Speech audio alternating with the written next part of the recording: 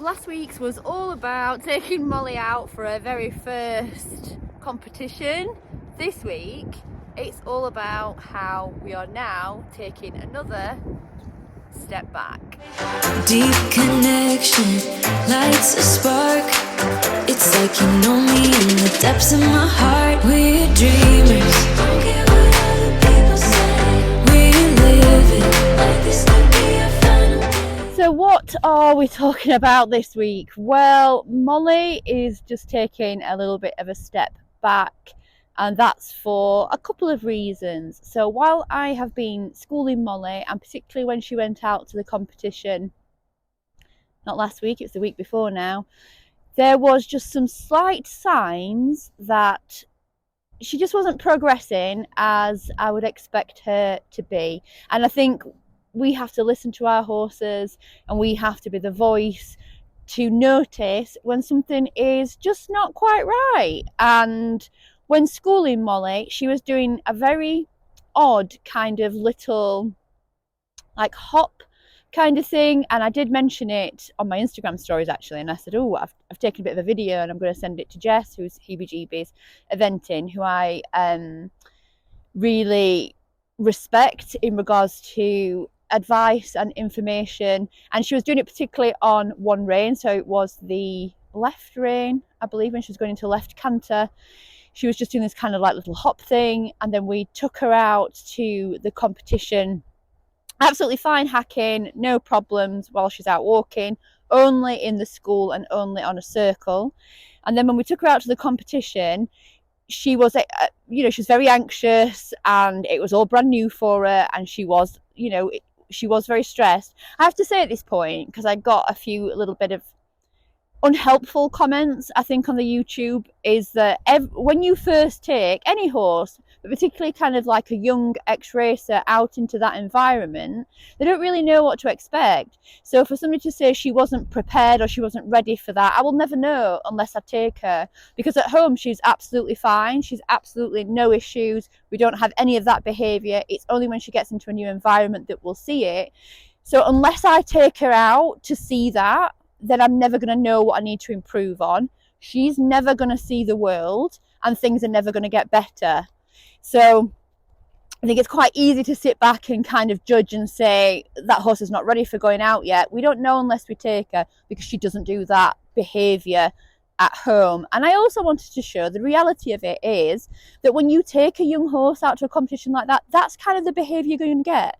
You're going to get a little bit of unpredictability. You don't know what they're going to do. So again, my advice would always be supportive, unhelpful comments, because we have to do these things first. With that said, I did notice that Molly was a little bit still doing a bit of an odd kind of hop. This is my opinion. When horses are rearing, bucking, that kind of behaviour, they're trying to tell you something. A lot of the time they'll say, my horse is excited. It's not, for me personally, I don't think it's excited behaviour all the time. I think it's anxious behaviour. And I think the bucking, rearing, it's the horses are trying to tell you something. It's very rare that a horse will just buck, rear for no reason. So I thought I needed to get it looked at. I wasn't comfortable. My horse's happiness and comfort is my number one priority above anything, above any dreams that I want to do. Molly's comfort and happiness is the most important bit.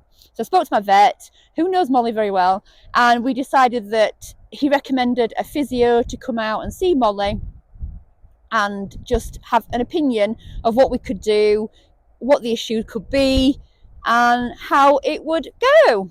So that's what I did. A physio came out, a lovely lady called Lauren came out to see Molly and came up with a bit of a plan for her. So this is why we are taking the step back.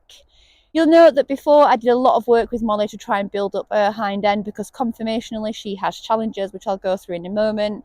And I thought that done really well, and that we could progress onto some schooling work and a bit of jumping. It appears now we need to do a bit more of that work. She is not as developed as she should be in her hind end, and this is creating a little bit of an issue that I'm now going to address for the next 6 to 12 weeks. So I thought I'd document it so we can see a bit of how we start the journey, and hopefully in 6 to 12 weeks time when we finished, we'll see a massive improvement. So when the physio came, she kind of had a look at Molly. She spent 2.5 hours with us where we trotted up, we lunged, we went over poles, we did walk, trot and canter just to try and see where there's any issues. She said actually she's a really nice moving mare for having so much conformationally against her. So I'm going to try. I am not an expert, and I will put in the little bits from the physio that I recorded, so just to kind of explain to you guys what Molly's issues are. So if you look at Molly now, it's a snuggle in my hand. Molly has, the work we've been doing with Molly over the last couple of months has meant that she's built up quite a substantial front end. So she is very, as they class, front end loaded at the moment. Molly's a bit of a mutual groomer, which means that she's not working correctly and she's not working this hind end. She's got a bit of overdeveloped hamstrings there, which is very common apparently in the X-racer, but she's got very little top line coming, and she's got quite an underdeveloped hind. And because of that, when we're doing the schooling, etc., it has led to a little bit of soreness in her SI area. We're going to have an intense physio schedule where over the next 6 weeks, she has a certain routine that we're doing to try and help build up this area here and to relieve that SI problem. It's not bad by any means. She was saying that, you know, she's seen a hell of a lot worse.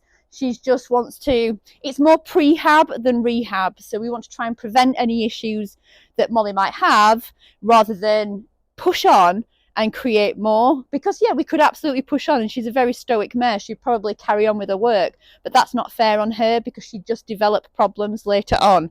So I think if we put effort in doing some more prehab work with her again, we shall definitely see the benefit in the future. I'm going to put in now what the physio said in regards to Molly's pelvis and why conformationally Molly has a lot going against her. So she's very straight up from her back end, and she's got a bit of a, she's not got a perfect inline pelvis. So here's that bit. Muscle there because of the shape of her.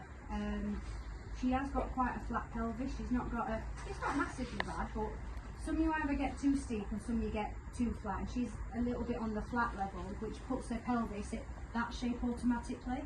What that does, it almost encourages the back to go in hyperextension in a natural way, which is what we don't want. Right. So we need her pelvis to be a little bit more that way so she can sit, but because her legs are so straight, that's probably why. So in terms of muscle building, it's probably going to take us a little bit longer to do it in a way that she finds a bit easier, if that makes sense. Yeah. She's just not built easy enough. I reckon she probably couldn't cope with the training. You know, it's probably too hard for her. So one of the areas that we've got to work on is long lining. So Molly new schedule means that she will be long reined 4 times a week, and she'll be hacked 1 to 2 times a week. So I can hack her, I can still ride her, it's not a problem, but we don't want to do any schoolwork for definitely for the next 6 weeks, and no kind of circles. We're working on straight line walking. So today on the schedule, I'll go through the schedule in a bit, but today on the schedule is long reining. So I'm going to get her ready and we're going to take her around the farm. It's great for us because there is lots of hill work as well, which has also been recommended. Come along.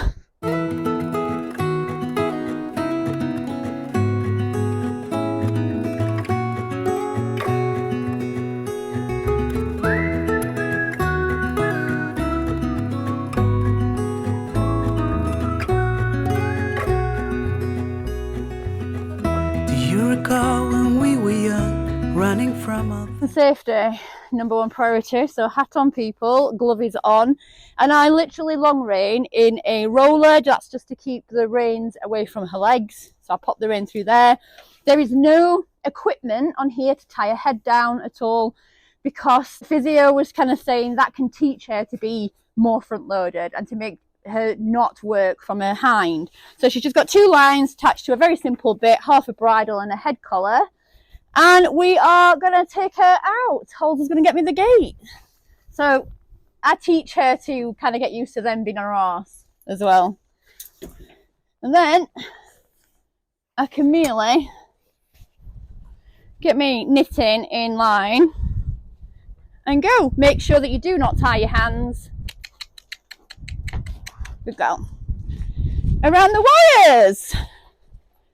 So now Molly is quite used to the long lines now.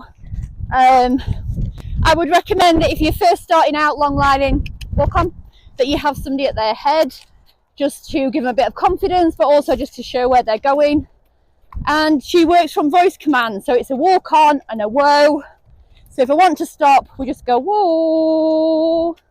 And if I want to move forward, little click, walk on, and off she goes. And now we'll do a lap. Well, we're going to try and do 3 laps today. I know we did 2 laps. Very excited on the second lap. So we didn't do the 3rd lap because I didn't think she was particularly getting much benefit from it. But today, Holes, let's see if we can do 3 laps. Yeah? Isn't it exciting? Probably better to, again, I keep telling myself that putting this effort in now will be beneficial in the future. She's 4, so she needs all the help she can get to make sure she's strong and well for the job that I want her to do. So come for a walk around the farm. Running from all things at once without thinking twice. And I knew it would catch up and that we would be the ones left behind. The stories I've been told, they never seem to leave my mind. And this road that I am on, I gotta stay. Down this section is sometimes like a gauntlet because there's ponies on either side, and they all start running, and Molly gets very excited. So it's like running a gauntlet between them. She does, yeah. She likes the boys. She likes to show off to the boys. Time is gone and I grew up. I somehow made it through without losing sight. And I still wonder where you are, and if you found a way out from the dark. The stories I've been told, they never seem to leave my mind. Come on, baby. This is the hard bit. This is the bit that works the glutes. This is good for desensitizing, this bit. She's seen this before. Bruises, they come and they go, and we have to try and keep up. Okay, we do that another twice. Did leave me with some stretches that she's got to do. Here she is, just explaining what stretches we need to do. Just pop her hand on her chest so that she can't step forward. Any sort of signs of reluctance is really because it's difficult. So the fact that she's sort of taking her head away from it and not wanting to get it doesn't mean to say she's had enough, it's because it's too hard to work for. So we're just going to make it slightly easier. So her starting point for me is going to maintain a little bit of a bend here, rather than asking her to go completely flatlined. Alright, so when you've got that up to a good 30 seconds and she can maintain that position for 30, fine, then we start to gradually increase the length. And we're going to get her to stretch as far as she possibly can, but she's got to be able to maintain it for that length of time. Okay. If you just step off to the front for me. And we're going to do it. It's alright, it's just so I can, don't worry about moving it, just so I can see what she finds hard work. Just let her go for me.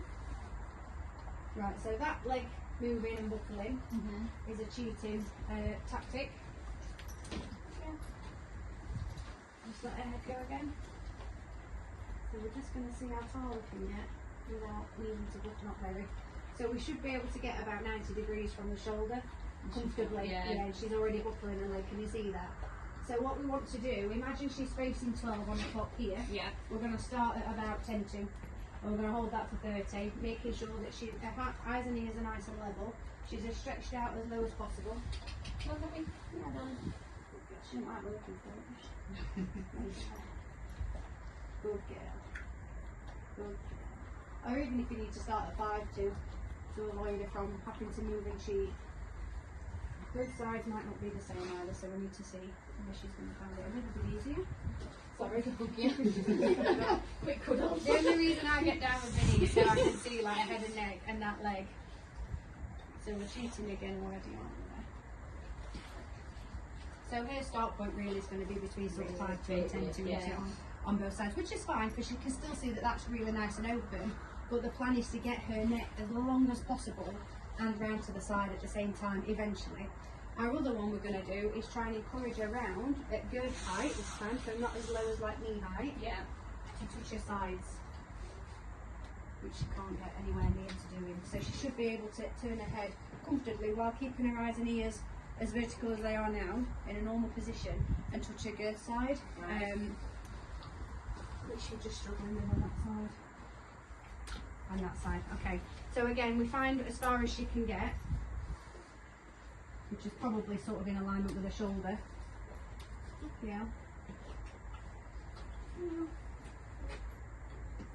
hard work, isn't it? Just stand there and lick it. What's this all about? Good girl. So you see how her head's nice and vertical still? Yeah. I use the lick it on the outside of the mouth because it stops them from following it and rotating. Ah, okay. Alright, so when they just You don't sort use of carrots follow- at all? I prefer these because the carrots they just chew and then they pull away and you Yeah, can't keep them yeah. for as long. So True. these are a lot easier because you can keep them still and they don't really get them. Not really anyway. Yeah. Actually a bit hard this way for them, isn't it? Nobody else is going to help you?